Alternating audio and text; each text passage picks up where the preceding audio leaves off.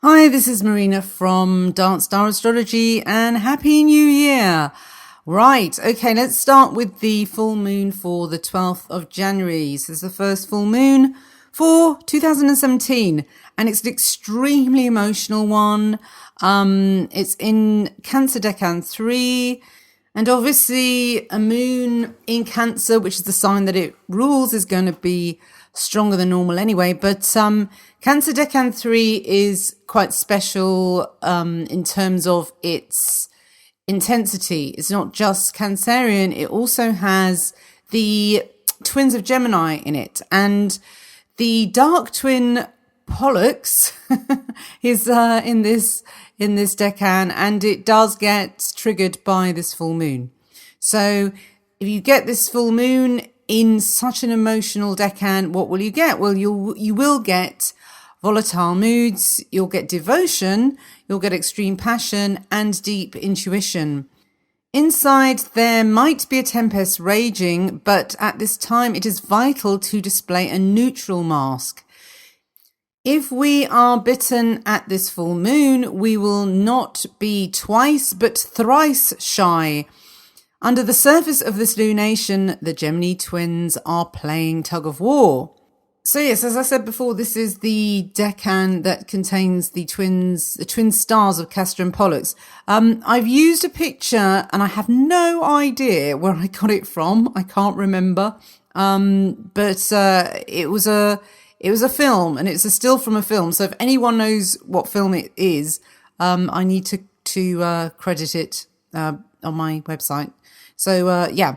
But anyway, the energy of this full moon is very bipolar, therefore. And I thought this was a very good image to use anyway, because you've got the kind of dark twin Pollux as being the Satan, and the good twin, supposedly, Castor, as Santa. So if this moon hits us very hard, then we will find it quite hard to make a decision, because we are really having to choose between two. And also in our behavior, we could also jump between playing the devil or the angel. And those roles in the collective could be quite stark too. Those touched by this full moon might have to make the best of a reckless choice made in devil mode. Avoid emotional impulse buys, or you might be duped into tolerating bad behavior just because you can't get out of the contract. However, if you are genuinely betrayed under the law, feel free to pull out the dark twin Pollux. Moon Cancer 3 type revenge will often come right out of the blue and be totally out of character. But what this moon is great for doing is attracting luxury and comfort. Investing in the family unit is also rewarded at this time. Abundance occurs where you invested your time and loyalty 6 months ago at the Cancer new moon. So let's have a little look at the charming fixed star Pollux. Both of the main stars of the constellation of Gemini fall in this decan. Now, Castor was known as the good mortal twin, as I said before, while Pollux was seen as the immortal but bad twin. And this moon is closer to Pollux, so it carries a bit of a bad reputation. Pollux was the boxer and is depicted as holding a club in his hands. Pollux normally gives a subtle, crafty, spirited, brave, audacious, cruel and rash nature, a love of boxing, dignified malevolence, and is connected with poisons. That's what Vivian Robson says about him. Pollux is also considered extremely Martian. So just as Mars has its good sides, if the energy it creates is channeled constructively, so Pollux should not always be considered as unhelpful. The star badly placed could manifest that way, not by the native misusing his energy, but by others deceiving him and fate playing him some cruel tricks. So then, the Cancerian lunar influence can make these Pollux types too trusting, in fact. So if you're touched by this moon, you might be a little too trusting. But you could also find that you have a great skill with words and are even able to tell some whopping lies in order to save your own skin if you really have to. So, as I said, the aspects are interesting because really it triggers, or it makes up a grand cross. And that consists of the full moon going across the middle of it, and then it's square Jupiter. And also on the other side, we have the Uranus, Ceres, and Eris stellium, really. Ceres is moving away from that now, but they're still pretty close together. And with Jupiter opposing them, that's really going to amplify the energy once more. If this means that some more material will come out regarding paedophilia in the elites, I don't know, but it's there. But it is I think it's a revolutionary energy in the sense that it is respecting the ancestors, because Ceres is involved there. And Ceres is about tradition and the connection to the land of your ancestors, and the land where you feel most natural, So I think that's also been part of this whole political upsurge of nationalism, basically, and being patriotic, because that's really what it's about, Ceres. So this with Jupiter amping up that vibe. Well, we're coming up to the inauguration of Trump, and that will be in the following, it'll be the moon that really has its effect over that. So it's kind of interesting, really, that we've got Pollux there, because it's this whole thing about Castor and Pollux, the good twin, the bad twin, who's the bad, the boogeyman. It's pointing the finger at other people to blame them, and so I think that's something that has to kind of stop, really, and stop being judgmental, which is really what Moon square Jupiter is all about, because it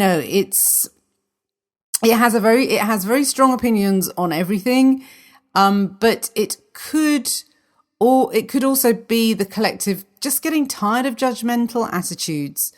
It can be quite schmaltzy and sentimental as well, that aspect, and overblown reactions to events leading to drama queen behavior in the media. Oh God, when isn't it? But one thing for sure, headlines in the news will not be boring. And on the positive side, this aspect can generate a hearty sense of humour and sparkling effervescence. So it's a great day, actually, especially full moons are good party days anyway, because people tend to go out more on a full moon. So it would be a great day to host an extravagant party. But people watching should be very entertaining at that party, because it won't really go without some kind of, basically somebody having quite an entertaining meltdown. Stilettos at dawn, I think. Now, the other aspect is the moon square Uranus, which is about what I was mentioning earlier about this kind of rooted or rootlessness. We might find it actually quite hard to feel rooted, and there could be a reactivation of early childhood trauma, or a premature expulsion from the warm, cozy womb, literally or metaphorically. And the most obvious interpretation of this aspect, usually on its own in a natal chart, is abandonment from the mother. So those touched by this full moon might feel quite insecure at this time, that they can't count on being supported or comforted. But what this full moon is really doing is forcing the development of a fierce independence. Now, another thing that moon square Uranus can do is that it makes us crave constant change, and its energy is quite often very nervy and electric. Nevertheless, this bright spark of a full moon is exciting and generates a sizzling aura. So those who are plugged into it will feel constantly on the verge of discovering something novel and unique. So the most important element of this grand cross really is the Jupiter opposite Uranus. And we'll just look at that without adding Eris and Ceres in just for now, just to look at that on its own, because this is a aspect that will be repeated a couple of times through 2017, this year, and I think will be quite defining of this year as well. So we need to kind of understand this aspect just on its own. So it does create exciting new utopias and visions for the future. And it can also inspire one to follow a path towards illumination as well. However, this aspect can be quite fanatical in pursuit of its personal freedom. And this is due to the dynamism of the hard aspects creating sparks from Uranus, which are amplified by fellow sky god Jupiter. So this is an incredibly rebellious and forceful aspect and can bring great success to those that plug into it. Uranus is the great enlightener, so it can be a Kundalini awakening also.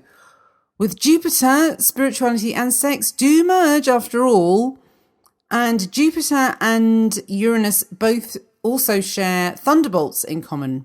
Uranus is associated with electricity, so those Uranians among you, make sure you have enough space to allow that inspirational lightning to fizzle freely.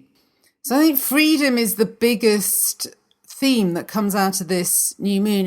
We need a lot of space around us. We will need that space because there's a lot of friction being generated and a lot of sparks flying. Looking at the Grand Cross again, activating the Persephone sex slave stellium, which I'm kind of calling it now. I think because now Ceres is breaking away from that, it is almost like, it could be like Ceres breaking the chains and just cutting the chain off and just breaking loose of this captivity.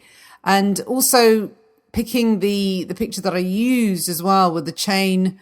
It's very symbolic of Saturn, really. Although Saturn isn't involved in this moon by aspect, the sun is still in Capricorn, which is ruled by Saturn. So yeah, there's that feel of trying to break out of winter time, really, because we're still in Saturn's domain, really. So it also looks like some big gambles and brave declarations will be made because Jupiter is about gambling as well. And people will be flipping from one side to another in a panic as the inauguration of Donald Trump looms near. Having Uranus in the mix means anything could happen, really. And the unpredictability of this time is palpable. And the air will feel static with electricity. And Trump himself is very Uranian because he has Sun, I think he's got Sun conjunct Uranus. Yep, just looked at his chart again. In fact, he has also, Sun conjunct Uranus and North Node, plus that Uranus is also trine Jupiter in his chart. So he's very much a Uranian Jupiter, larger than life, big visions type person. And yeah, it is about, taking a big gamble and going for greatness. So this is the mood that is taking us towards inauguration. The collective are also very extra wired at this time. And there's also no sense of that usual kind of lull after Christmas because there's so much electricity in the air. A lot of people, therefore, will be suffering insomnia at this time. And the December Mercury retrograde, which ended, we're still in it now, but it'll have ended by the time this moon comes on January the 8th, it will end. So I think that actually slowed down the usual pace or excesses of the festive season. A lot of people I know were ill. I mean, I know people do get ill around Christmas season, but I think with Mercury being retrograde, Mercury being the ruler of illnesses and things like that. So, I mean, I think that might have slowed down things. So what may happen now is that it's almost like a delayed Christmas. And that's another reason that Saturn, I chose Saturn for the illustration because I think it could be that the Roman pagan celebration of Saturnalia could be late this winter, falling around this full moon. So, go on ye slaves, you now have full license to disrespect yon masters. So, that brings me to the end of the full moon for January. All the best, bye-bye.